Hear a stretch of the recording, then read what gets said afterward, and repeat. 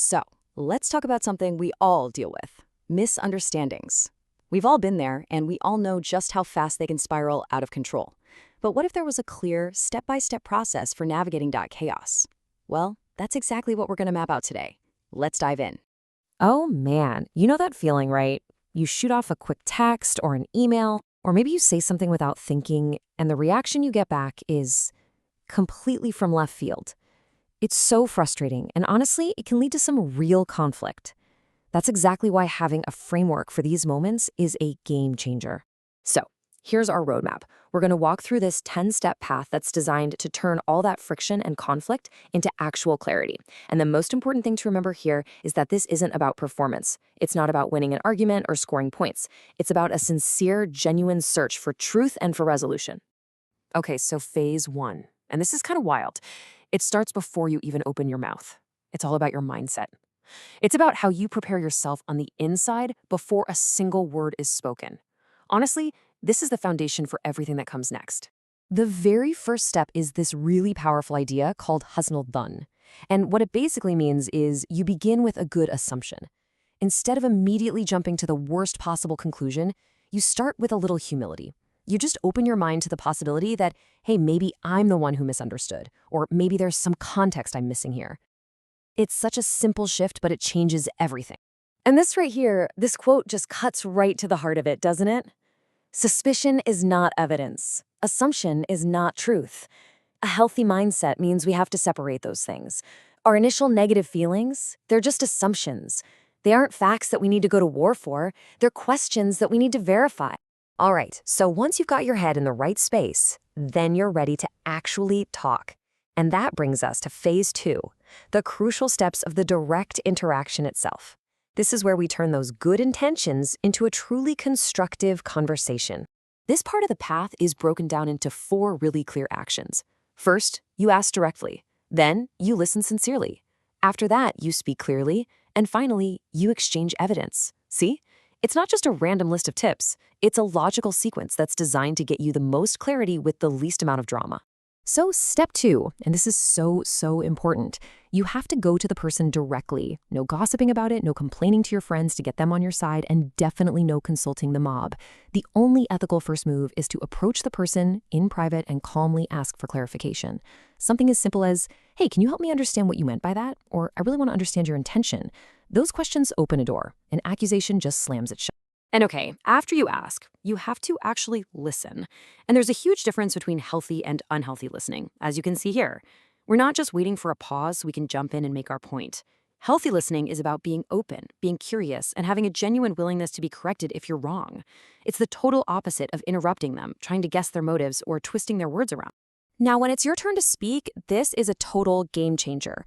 The trick is to describe the impact on you, not to assume their intent. Notice the difference here. The healthy way is saying, here's how I understood that, or here's what I felt when you said that. It's owning your own reaction. The unhealthy way is to accuse. You were trying to attack me, or you're just that kind of person. One invites a discussion, the other just starts a fight. This leads us to a really critical step. You gotta stick to the facts. The conversation needs to be based on evidence, not just emotion. If the problem is a text message, bring the text. If it's an email, have the email ready.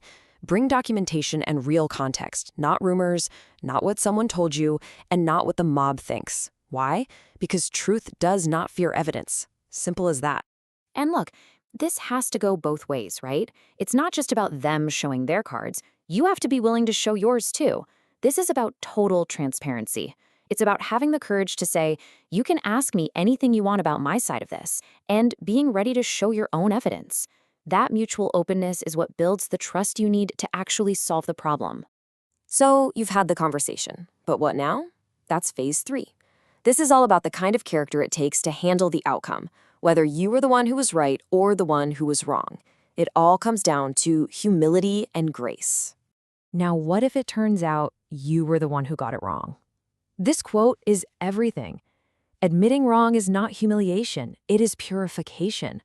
I mean, just think about that for a second. It completely reframes what it means to say, I messed up. It's not a moment of weakness or defeat. It's a moment of incredible strength and integrity. It literally purifies the situation. But what if they were the ones in the wrong? Well, the goal here isn't to do a victory dance, right? The goal is restoration. A person with real character doesn't use someone else's mistake as an opportunity to shame them or expose them. Instead, you offer grace. You give them the room they need to correct themselves with their dignity intact. That's what actually resolves the conflict for good.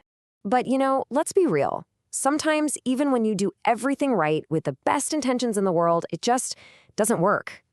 This final phase is about what to do when your good faith efforts don't get you to a resolution. If you've hit a dead end, the next move is to bring in a neutral mediator. And I can't stress that word, neutral, enough. This has to be someone who is respected, who is wise, and who is completely outside of the conflict. It can't be your best friend who's just going to take your side. Their job is to help facilitate understanding, not to be a cheerleader in your corner. And this brings us to the final step, and it's a tough one. Sometimes you have to know when to walk away. And listen, this is not failure. It's just recognizing that not every heart is ready for truth, not every person is ready for resolution. If you've sincerely followed all these steps and you're still hitting a brick wall, you disengage with dignity. You're not walking away out of fear. You're walking away with the clarity that the conversation is over. Okay, so that was a lot to cover. We've gone all the way from getting your own mind right, through the actual conversation, and all the way to the final outcomes. Let's just do a quick run-through of all 10 steps that make up this healthy path to clarity. When you lay it all out like this, it feels so clear, right? You start by assuming good.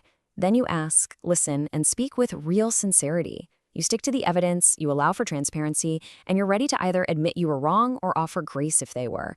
And if all of that fails, you seek mediation or, finally, you disengage with dignity. It's a complete toolkit. So, as we wrap up, I want to leave you with this question. Just take a look at this list. Be honest with yourself. Which one of these steps is the toughest for you? Is it that first step of assuming good? Is it admitting when you're wrong? Or maybe it's offering grace when you've been hurt. Really thinking about that, well, that's the first step to mastering this entire path in your own life.